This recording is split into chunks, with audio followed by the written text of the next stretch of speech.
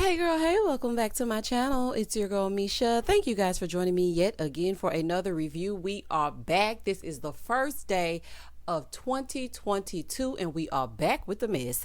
Child Ready to Love had the nerve to come on New Year's Eve. Okay, and child, they were getting into it as they got into it. If you are new here, then welcome. I give lighthearted reviews with a little bit of laughter and a little bit of shade and a whole lot of detail. If you are back for a second or third time, then welcome back. I just want to take a moment to thank all of my subscribers, new and old, from 2021. You guys made the first year of YouTube so great for me, and it is on, honey, for 2022. Okay, if it's up, then it's stuck. Shout out to Cardi B. Now, child, let's get into it if we gonna get into it. So when the episode first opens up, all the ladies show up to the spot with Tommy, and nephew Tommy acting like he owned DC, talking about this is my spot. So don't y'all be coming over to my spot when I ain't here. You know how he be talking, y'all. Ain't nobody worried about him. I don't know what kind of budget they got going on, because Tommy done literally had them at 10 different women's lounges, aka restaurants. Moving forward, Tommy tells the ladies that they will be introducing the men to their families. He's like, I want y'all to make them sweat. Now I'm about to get up and walk out of here and show y'all the powder blue suit. Boy, if you don't shut up. Baby, Tommy said, this is what 54 and sexy look like. Child, Tommy gonna fish for a compliment if he don't do nothing else. His love language has got to be words of affirmation. So they were hyping him up and whatnot, honey, giving him the zhuzh that he deserves, giving him his round of applause, and he was out. Bye, Tommy. Goodbye. Moving forward, in the next scene, Sydney and her cute little parents are waiting for Phil and his underbite, and they have a little champs, aka champagne. So her mom asks how long that she's known Phil. She said, well, you know, this experience has been accelerated, so we're just thrown into a dating pool. It's like 10 people. They're like, what? She's like, well, I only like 2. So her dad gonna say, well, did you have to kiss all 10? Dad, honey, it's not a kissing booth. It's a dating show. Child, what in the world? Although she is kissing a few frogs to try to find a prince, but it ain't no prince up and through, child. Moving forward, she's like, Dad, I don't want to get mono. Oh my God. Hillary Banks. Girl, I'm done. Over on the other side of town, Aisha's bringing Daddy Dante in to see her mom and her brother. Back over here with Sydney. Sydney is trying to brief her parents before Phil gets there.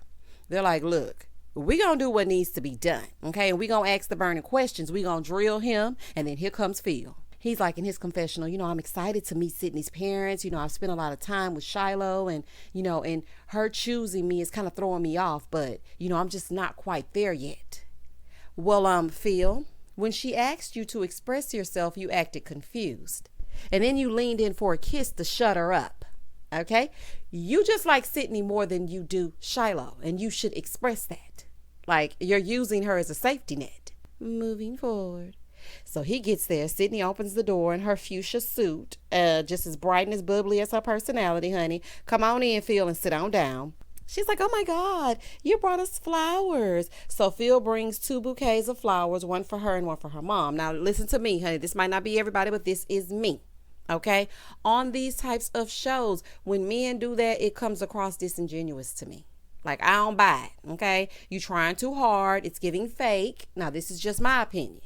Like, I mean, it is a nice gesture, but I just feel like it's one of those things where let me make them think I'm the good guy. Like, keep it real, because you're not going to keep this up. Okay, so every time you see me and my mama together, you going to bring us flowers? I ain't think so. You still about to get these questions, Philip. Moving forward. Sydney was like, you know, my mom loves to give, child, so this was right up her alley. This is a plus. 1 point for Phil. Look, he knew that was going to win her over. Child, not production labeling the dogs Sydney's brother and her sister. I looked down at those dogs and I said, not Sydney's brother and Sydney's sister. Child is a fool. I said, what in the world? Moving forward. Over with Aisha, Daddy Dante, he's walking in the rain to go see his boo's family, and he also had some flowers. Tommy must have been passing them out down at that gentleman's lounge. And y'all ain't fooling me. So Dante comes in, sits down. Her brother gets right to it, honey. He's like, yeah. So we heard you had 3 kids. So then her mom backdoors, and she's like, yeah, and 3 children's mothers. Dante said, you know, it's always a question that comes up for me. You know, 3 kids, 3 children's mothers. For some people, that could be a red flag. For some people, I know it is for me. Look, first things first. Okay, it shows that you are irresponsible. I'm sorry. It just shows that you're irresponsible, just laying down your little seeds, getting up and walking away. I don't like that. It might also speak to commitment, okay? And why aren't you with any of them? Like, it's given Papa was a Rolling Stone. Moving forward. He's like, yeah, that's my past. It is what it is, sir. And again, your children are not your past. Like, at least explain, like, what are their ages? What were the circumstances? Were you two in a relationship, or were you three in a relationship at the time and then it didn't work out? Like, what is happening? So her brother was like, well, do we have to worry about the baby mama drama and, them popping up? He said, no, the relationships are strictly platonic. Two of the mothers are remarried and they've moved on, so you ain't got to worry about that. Okay. Okay. Well, what about the last one? And also, Daddy Dante, while we're here, okay, them being married has nothing to do with if you take care of your children. It has nothing to do with if you have amicable relationships. That has nothing to do with anything. Like, what? Two of them are married, so you don't have to worry about that. They're not asking about them popping up to get back with you potentially. They're asking, is it going to be some problems when my sister steps in that space with your children? And now she has to navigate not only one child's mother, but three of them. So that's 4 personalities mixing and mingling, honey. Child, absolutely not. Moving forward. Back at Sydney's, her mom said, sir, how that coinage looking? Now, she ain't said exactly like that, honey, but y'all know I like to zhuzh it up. She was like, honey, it's expensive to date my baby. Do you have a savings account or not? Honey, I know that's real. But mom, honey, at least ask him a little bit about himself before you just go asking about his Chase account. Like, ask him, like, do you have any siblings? Are your parents still together? What's going on with you? Like, how old are you? What do you do for a living? Baby, she was like, look, do you have a savings account? Because, honey, anything can go in that chicken, okay? Child, I remember I used to have $1 check go into my chicken when I used to be a server, because, you don't really get checks and whatnot. Child, they'll put that $1.50 in my checking account. I was like, not $1.50. Girl, gone. But anywho, Mama asked about the saving. In case the whole world falls apart yet again, how much money we sitting out? I know that's right, Mama. Here goes Sydney. Mommy, you can't ask a man about his finances. Girl, why not? Honey, I mean, she didn't go about it the right way, but by all means, please ask away to make sure he's not a brokey. Girl, some things you need to ask, and then you get your mama to ask so it don't make you look bad, and then you be like, oh, I overlook my mom, but then you got the answer. Girl, just putting you up on game. Moving forward. Back with Dante and the family, Aisha's mom is telling him about the age-old adage. She's like, some people are in your life for a reason, a season, or a lifetime. He said, well, I see her as a lifetime. Really? Well, honey, I guess when you know, but weren't you just trying to share rooms at the retreat with Zadia and her attitude and her spandex clothing? And don't think I forgot. Now all of a sudden you choosing Aisha for a lifetime? Boy, goodbye. She's like, well, aren't y'all moving too fast? Here you go.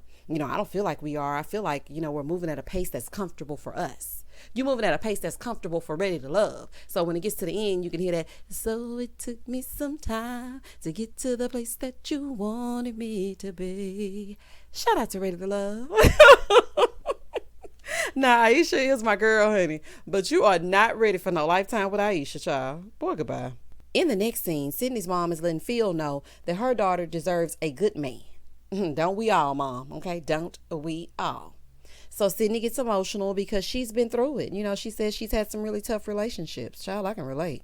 She said, if you're a player, you can just keep right on playing. Honey, she don't want to hear nothing about, I don't want to be a player no more. I'm not a player. I just crush a lot. She's like, look, if you're going to play, then you can't stay. Okay, because you're not going to come over here and hit me with a fat Joe and a big pun. You're not going to come over here with that.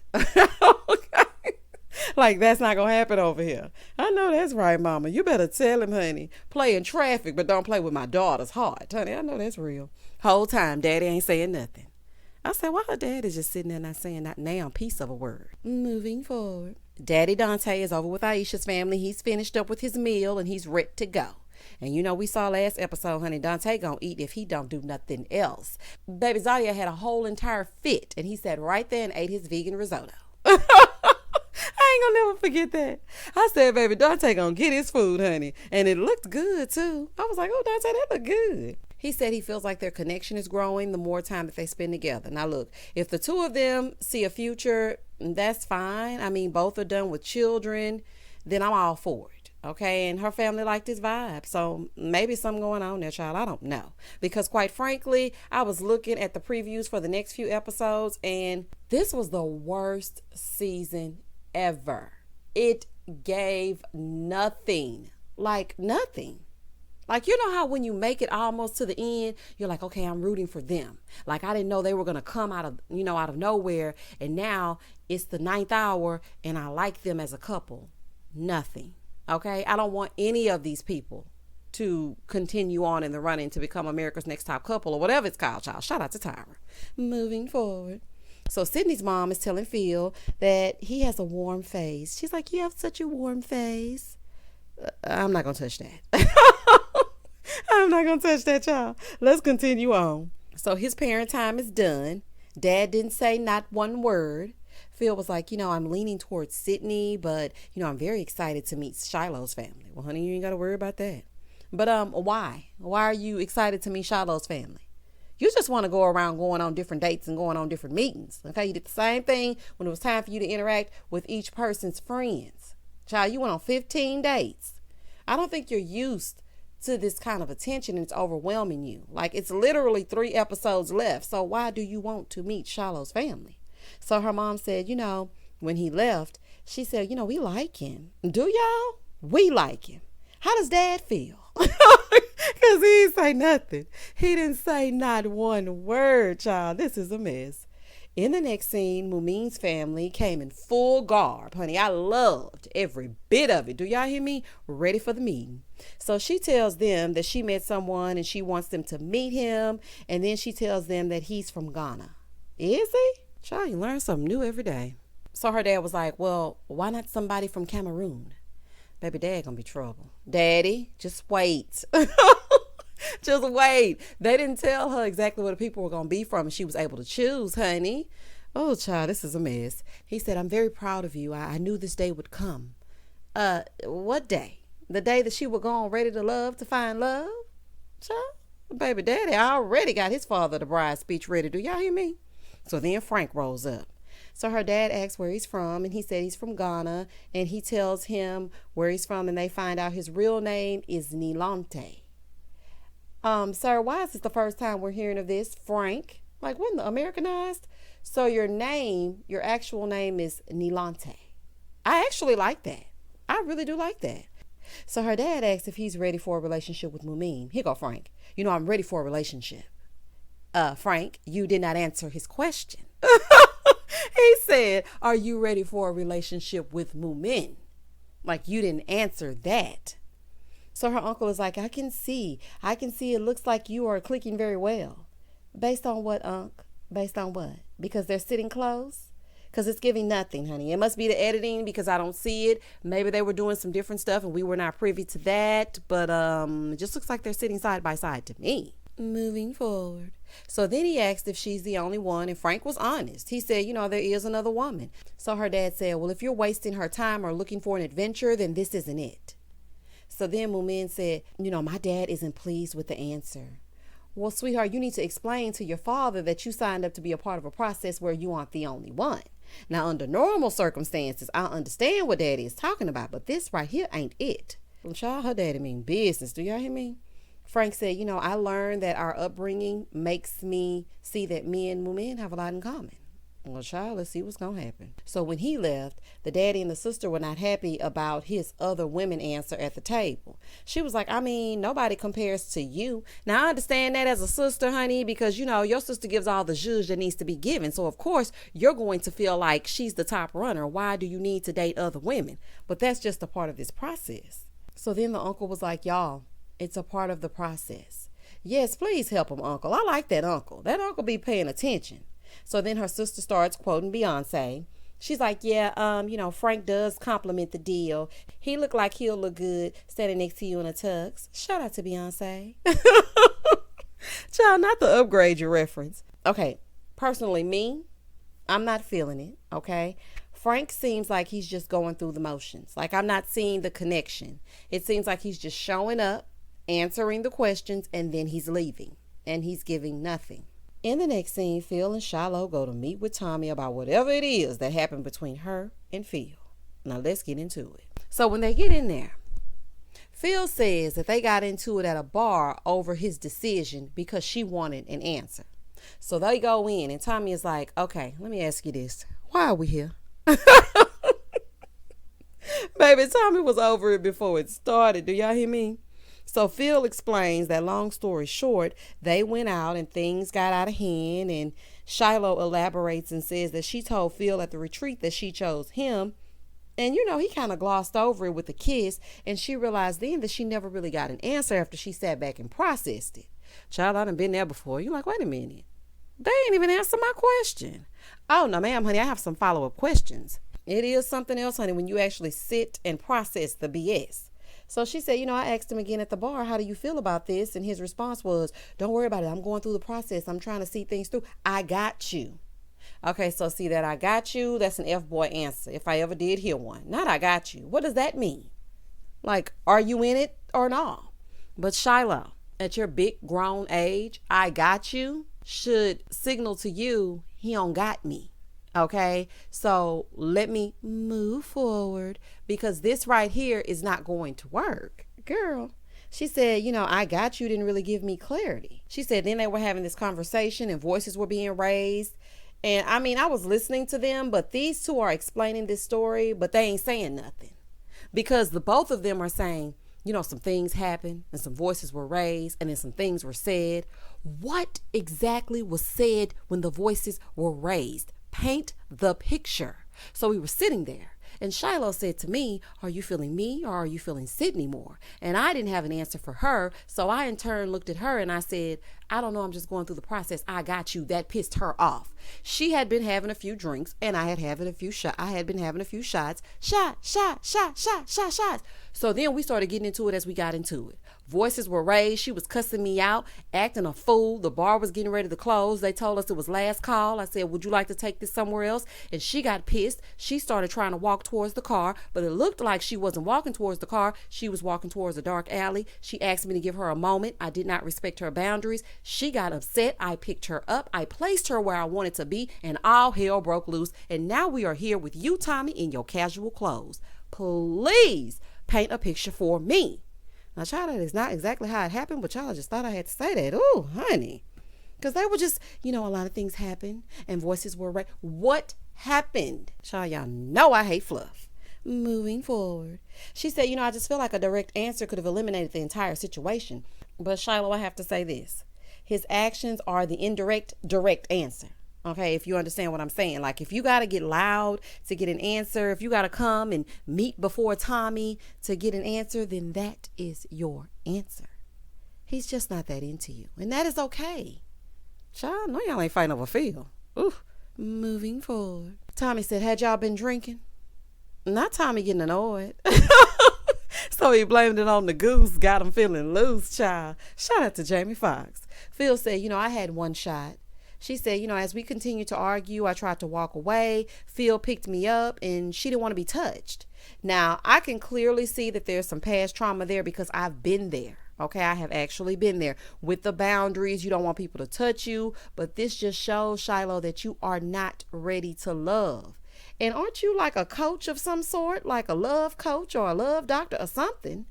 Baby, you need a therapist of your own to deal with these triggers. And I'm telling you from experience, okay? Because the littlest thing can set you off. It's like a flight or fight response. You don't mean to respond that way, but your decision-making abilities in the moment because of what you've been through in the past will cause you to do some stuff that you don't really mean. Like, so girl, why did you come on this show? This is not making any sense. So she's like, yeah, he picked me up and tried to take me to the car. She said the incident triggered me because of past relationships. And she said the fact that he tried to physically control the situation really alarmed her. Phil should not have touched her. Okay, that's number one. If I say no, then I mean no. Don't pick me up and try to forcibly place me somewhere. That's not the move. But Shiloh, okay, right now, as you're explaining this, you have to be careful not to paint the narrative that Phil is some sort of abuser. You have to be careful with that, okay? It's really a fine line. And the two of them need to stay away from each other, quiet as it's kept, honey. Just stay far, far away from each other. So Tommy said, so you picked her up and she didn't want to be touched. And Phil said, yeah, it was like 4 o'clock in the morning, like 4 or 5. Tommy said, it was that late? He said, yeah. Baby, Tommy forgot where he was. He said, y'all should have had y'all asses at home. Tommy, they getting on your nerves. Baby, Tommy said, y'all getting on my nervous system. Tommy, they are adults, okay? If they want to stay out until the sun comes up, that is okay. But they should have been in the house, honey. The panorama is loose, honey. They should have been inside. But seriously, though, why are y'all out at 4 or 5 o'clock in the morning? And what place? It's not y'all went to after the show, it's the after party. And not y'all went to the hole in the wall, the after hours. Oh, child. And Phil, I got a question for you. Is this the same night you were over there kissing on Sydney's arm like she was Morticia Adams? I just want to know how the timelines are going. Like, I just really need to know. So then Tommy cleaned it up a little bit. He was like, y'all should have had y'all butts inside. Nah, Tommy, it's too late. We already heard you tell them they should have had that at home. We already heard it, child. Moving forward. Phil was like, she was walking away and it turned into some like windy alley and some dark alley. So I just picked her up to protect her. Like, it was raining, it was late, and this part of DC is not really safe. Oh, okay. So I see. So in that case, Shiloh, what did y'all get into that made you want to walk down a dark alley? Like, it's some pieces to this puzzle that are missing. Like, it's never that serious to put yourself in danger. You could have potentially put the both of you in danger. Maybe you should have left with Tyrone, honey. Like, I just really don't know. I just really don't know, because the story has so many holes in it that it's hard for me to really give my commentary on it. As a woman that has been through domestic violence, certain things do trigger you. But if he was trying to protect you, then I could kind of see that. But at the same time, you do need to respect her boundaries. If she doesn't want to be touched, then she does not want to be touched. Like, I don't know, child. So Tommy said, as a man, I'm going to put myself in his shoes. I'm worried about you, and I'm just trying to make sure you're okay. But as far as she is concerned, I'm going to put myself in her shoes as well. I see that she just wants to be left alone. She doesn't want to be touched, so don't touch her. And I understand Tommy because he understands both sides. Moving forward. I don't know how bad they got into it, but Shiloh, you are not able to regulate your emotions, okay? This is a process with multiple options. And quite frankly, you are just pissed because he will not say, Shiloh, I choose you. That's really what it comes down to, okay? You were pissed because he didn't say, Shiloh, you're the one for me. Shout out to SWV. Like, what you should have done was peep game, and then, if the chase is not mutual, then change directions. But actually, it's too late to change directions because you've, put yourself with him. But just fall back a little bit. If that's not what he's feeling, then that's not what he's feeling. So Tommy is telling them, this is bad. It was the wrong place. It was the wrong time for the wrong conversation. The energy was all wrong. And, plus alcohol was involved. And I totally agree with Tommy. Moving forward. So here go Tommy. So where do y'all go from here? Honey, they don't know. That's why they're sitting in front of you. They're there for you to tell them where they go from there. Child is a fool. So he tries to get them to look at each other for what I am not exactly sure. And she immediately turned to him. But he was not here for it because Shiloh has brought his character into question. So, child, he is not here for Shiloh at this moment. So then Tommy was like, well, do y'all still like each other? Because that's what it all boils down to. Absolutely not. Tommy, are you serious? That is not what it all boils down to. The two of them should have no further communication. If whatever the argument was about, it escalated to the point that she's saying he got semi-physical and picked her up and placed her here, he could be in serious trouble with Shiloh. Okay? Like, she didn't like his answer or lack thereof, and clearly their communication sucks. Phil is not being real. Shiloh's feelings are getting caught up, and the two of them could find themselves in a bad spot if they don't get it together. Like, throw the whole connection away. Like, I know you ain't trying to sit here and mend this back together. No, it should be done. Moving forward. So Tommy is like, well, do we let this bump in the road derail everything? Yes, game over. Okay, absolutely. Like, don't encourage things that start like this. If you already have to have a mediator, then it's a dub.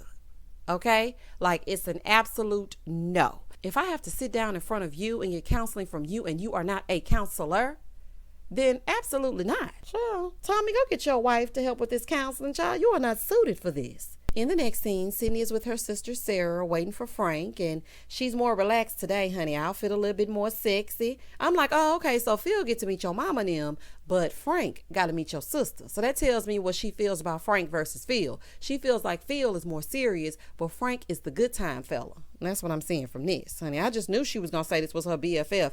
They don't even look related. So Sydney tells her that she feels like Frank is this way with everybody, you know, real warm and inviting. Of course he is. He's in the nightlife. They're all about people. Like, it takes a charismatic person to work as a promoter, to work in clubs, to shimmy them shoulders and make them drinks. Like, you got to have some kind of charisma. Of course, this is how he is with everybody. She's like, you know, he's all over me, but I don't know. I just don't have this feeling, and I don't know why. Meanwhile, across town, Walter is going to meet Sabrina's cousin. Honey, I was looking and they were going up to Sabrina's house. I was like, why in the world did they show this woman's house number? Get it together, honey. I'm speaking directly to you. Y'all got to be more careful. This is where these people live. So Walter has on his suit per usual and his spectacles for a little razzle dazzle. Child, these two just wasting time and resources, honey. I keep thinking about their views on children. He wants at least one and she's one and done. So what are y'all doing together? Like, I don't know if maybe they had a separate conversation, again, that we are not privy to, but okay. So Sabrina tells him that they're going to be meeting her cousin Stephanie over Zoom because she just had a baby. And so they're going to be doing it that way. And I thought that was a safer option anyway, child. That would have been my first option had it been me. Moving forward. Over across town, Frank and his shoulders, they show up. He said, you know, if I'm going to go off looks, then I would definitely choose Sydney. But, you know, I'm feeling my man too because, you know, we have a connection and, you know, of course they have the same background. So that is like something that he's really appreciating. Back over with Sabrina. Sabrina's cousin was asking Walter what drew him to Sabrina. Trauma. Okay. Their first interaction was a whole lot of trauma. All they do is talk tragedy and sex. Charlotte's a fool. So he said, you know, we locked eyes and we laughed at each other and we just never stopped. What? Like, that does not explain what drew you to her. So basically inside jokes. Child, these men are so evasive with their answers. What drew you to her? Like, what made you like her? Ugh. Moving forward. So then across town, Sarah is asking Frank if he wants to be married. He said he thinks about it all the time. Okay. Back over with Sabrina. Her cousin is asking Walter, after dating younger women, are you ready for someone older? He said, you know, I like that she gets my pop culture references. But he did say something that I thought was a real moment. He said that he was a widower, right? And that had his wife not passed away, that she would be Sabrina's age and he would get to enjoy that beauty. And I thought that that was a beautiful answer. I'm like, okay, I really did like that answer. I appreciated that. That was a very mature answer. But y'all, I still ain't seeing it for Walter. I don't know what it is, but I'm just not. So Sabrina was like, you know, I never thought of it that way, but, you know, I feel like I look good. I look better than some of these 30-year-olds. Sabrina, I would never have guessed that you were 46. Yes, ma'am, you are stunning. But this Dollar Tree Barbie wig you got on, it's a no, ma'am. No, we're not going to do that, honey. It's giving very much Cynthia from Rugrats realness, honey. Please throw that wig away. Keep your short blonde hair. That is you. It's very becoming. Moving forward. In the next scene, Sarah is asking Frank if he's dating other women. He's like, well, you know, technically, I am dating. It's no technically. You're dating other women. And why do y'all keep asking them that? The answer is yes. Yes, they're dating other women. It's a part of the show. Like, your sister is dating other people as well. She just introduced them to your parents. Like, I'm not understanding. Child. They just be asking any old thing, child. He's like, you know, well, technically, yes, I am. But, you know, I'm here to talk about Sydney. Child, please. So then he turns to Sydney, telling her all the things that she wants to hear, how he doesn't want to lose her and blah, blah, blah, blah, blah. Whole time staring at her boobs. And she's like, are you telling her the same thing? I know that's right, Sydney, honey. Ask the burning questions. He said, you know, I do enjoy spending time with her, but I struggle with that because I enjoy spending time with you as well. One thing about Frank, honey, he gonna keep it real. Like, I can tell Sydney's energy has shifted with him because her energy was much different with Phil. Like, she's smitten with him. Now, I don't know exactly why, honey. Phil must be doing something behind the scenes that I'm not sure of. But the way that she interacts with Phil is totally different than the way she interacts with Frank. Like, Frank, to me, seems like he would be a drive-by. Okay, you know, when it's been a while, honey, you just call Frank up because you don't want your numbers to go up and whatnot. So you call Frank. But when you want somebody to take you out to dinner and listen to your troubles and listen to your problems about what happened at work, and then he could potentially come out of the friend zone and be your man, that's when you would call Phil. And that's what it's giving me. Moving forward. Over on the other side of town, Walter's done. He said, that he's made his choice. Everything else should be smooth sailing from here. So after he leaves, Sabrina asked her cousin what she thought of him. Like, did anything give her a bad vibe? Did she feel off about him? And she's like, nope, he seems genuine. Okay, I'm still not sold on Walter, but honey, if y'all like it, I love it. Back over on the other side, Frank is getting ready to shimmy on down the road. So he does a churro toast with the sister. And he said, I really like Sydney, but we may be too much alike. And I don't really need a second me. No, we definitely do not. So when he left, her sister said, I just get friend vibes from him.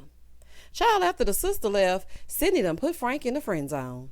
Moving forward. All the women meet up again at the women's lounge. Shiloh comes in unsure of what she wants to do. And so Tommy asks how it went, introducing them to the family. So Sabrina went first. She said her cousin liked Walter. Mumin tells about Frank meeting her dad, and daddy don't play, but Frank is also West African, so they bonded, because of that. And Tommy asks what dad thought about him, and she said dad gave the 2 thumbs up. Aisha tells Tommy that Dante said he could see her for a lifetime. Okay, let's be real. What other answer could he have given? I'm like, not to be critical or cynical or anything like that, but he wasn't exactly going to say to your mama, well, I do see her only for a season, or maybe we're together for a reason. Of course he's going to say, I see her for a lifetime. But y'all, I like you, sis. Okay, so if you happy about it, then go ahead, skip on down the road, child. Now it's Sydney's turn. So she starts talking about the meeting with Phil and how he schmoozed her family. And then Frank met her sister. Then Tommy went to Shiloh. She said, well, I didn't really feel comfortable with Phil meeting my family anymore. Everybody was like, what? Girl, why you say that? So then she repeats the story to the ladies, but she conveniently left out that she was a little bit buzzed on her way down a dark alley. Okay, girl. Like, come on, you're going to have to tell the story in its entirety. Like, she was clarifying that she didn't fear for her life or anything like that, which I appreciated her doing because that needed to be said. Because like I said, you can paint that narrative and now people are looking at Phil like, I don't trust you, honey. Giving very much beat her down brown, honey. I'm not trusting it. So I'm glad that she clarified it. She said, I wasn't fearing for my life or anything like that. But when he picked me up, it just showed that he didn't respect me. So Tommy said, I do like that you clarified it, that he wasn't trying to harm you. So Tommy asked Sydney about her experience, and she said, I've never experienced anything like that from him, not even close. Sydney was really sweet, and she told Shiloh, she said, I'm very sorry for what you experienced. I'm sorry that you experienced that. He does come off as a protector, but he should never have picked you up if you said no. And I thought that was very grown woman and mature of Sydney. And the thing that she does next, I also thought that was a really mature thing. So she was like, I really want to have a conversation with Phil about this. And so she actually asked Shiloh if it would be okay if she could have a conversation with him. And I thought because it was between Shiloh and Phil, the fact that she asked for permission, because, you want to avoid red flags at all costs, honey, because you want to make sure that you don't get yourself into a situation you cannot get out of. So I appreciated the fact that she asked permission before she actually talked to him. So then Tommy tells them that there's not going to be an elimination. Just Shiloh and Phil having a follow-up conversation. So I watched this boring episode for no elimination. Okay. Moving forward. The 2 of them meet up and Phil said, I need to go and I need to apologize to her as a man. I did not make the right decision. So she tells him that she's hurt, she's angry, and he doesn't know how it feels to be in an area and not be able to leave. And she tells him also that he doesn't have marks on him to remind him of what he's gone through. She said, if I say don't touch me, I don't want you to touch me. You have no idea what I've been through to make me say that. Again, I have been in this situation. You automatically go into protection mode after you panic. Okay. But Shiloh, you have not dealt with those triggers. Like, we got to deal with that first, sis. We got to deal with it. We're going to have to work through those things, honey. Phil was like, I wouldn't have done that unless it was in your best interest. And she's like, I know what's best for me. He said, I made a judgment call because anything could have happened to you. He said, if something would have happened, then it would have been on me. And she was like, well, you could have just followed me. Shiloh, no. You just said you wanted space, but you want him to follow behind you as to not give you space so you can put both of you in danger. Girl, it's 5 a.m. It's raining. You're walking down a dark alley. I understand that you have triggers, but him following you would have also triggered you, because then you would have turned around and been like, I said, leave me alone. I need some space. I know, because I have been there. You're not making any sense. Moving forward. You aren't thinking logically at all, honey. That was just dangerous. He said, I'm not trying to take away from what's happened to you, but I'm just telling you my why. She said, I don't want to hear your reasoning. So then he asked her if she thought he was trying to hurt her. She said, yeah, emotionally. I do think you were trying to hurt me. Girl, what? Okay.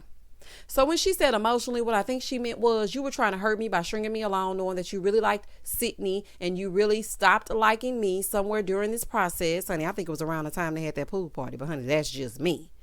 And yeah, you hurt me. My feelings are hurt. But saying that he didn't try to hurt you physically, but he tried to hurt you emotionally. Phil said, it really hurts me to hear that, but I was just trying to protect her. She said, I feel like there is no acknowledgement from you, but I just wanted to tell you face to face that I understand where your head was at, but I'm still processing what happened. So Phil said, look, in his confessional, bottom line is we are not a good match, and that is disappointing. Moving forward. In the final scene, she goes to meet with Tommy to tell him how things went, and she told him that she met with Phil and he was very defensive. So Tommy said, do you think he was trying to harm you in any way? She said, yes, emotionally, but not physically. She said, I have a level of self-love for me and respect for me, and my journey now has come to an end. Tommy said, okay, I understand that, and I wish you all the best. So then she self-eliminates and says she's going to love on herself and she will eventually find love. Well, the bottom line is, Shiloh, you weren't ready to love, so this was the right decision for you to make. Based on this isolated incident, I think that this should have given you a reference point and some things that you need to work on. This is the season of self-eliminations. And child, that was the end of the episode. Y'all, please comment down below and tell me exactly what you thought about the Phil Shiloh debacle. Tell me what you thought about them meeting the friends. The episode really didn't give the zhuzh that should be given, honey. And on New Year's Eve, nonetheless, thank goodness I ain't got nothing else to do but talk to y'all. Please don't hesitate to like, comment, and subscribe to my channel in the new year. Happy New Year to you all. And as always, stay safe, stay blessed, spread love, not germs. Peace.